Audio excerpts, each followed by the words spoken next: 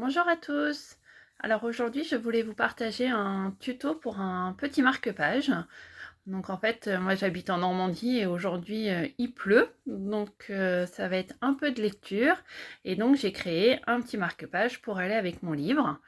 Donc je vous mets tout ça en tuto en images et à la fin, je vous montre une petite astuce avec la colle de Stampin' Up.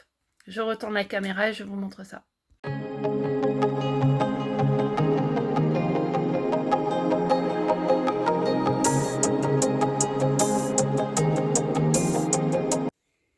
Donc voilà mon marque-page pour aujourd'hui. Donc dans les couleurs vert et saumon. Donc en fait quand j'ai commencé à faire mon marque-page, j'ai fait une petite erreur de tamponnage en fait. Donc en fait j'ai retourné le marque-page et vous voyez en fait il reste là en déco arrière du marque-page. Donc en fait en scrap on jette pas et on essaye de réutiliser au maximum les chutes.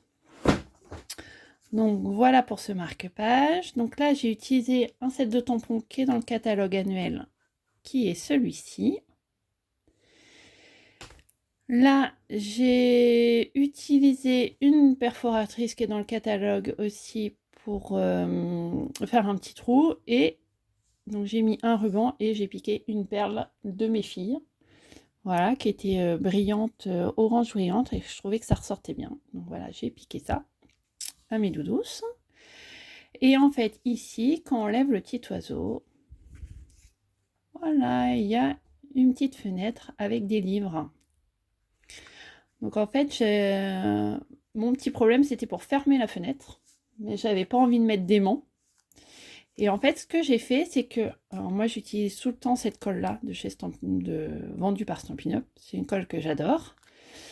Et en fait l'avantage c'est que si vous mettez un peu de colle, donc vous voyez là, en fait j'ai mis de la colle, j'ai laissé sécher, et en fait après ça fait un peu comme de la colle à post-it, ça veut dire que vous pouvez le positionner, et là quand je veux renlever, ça n'abîme pas le papier qui est en dessous.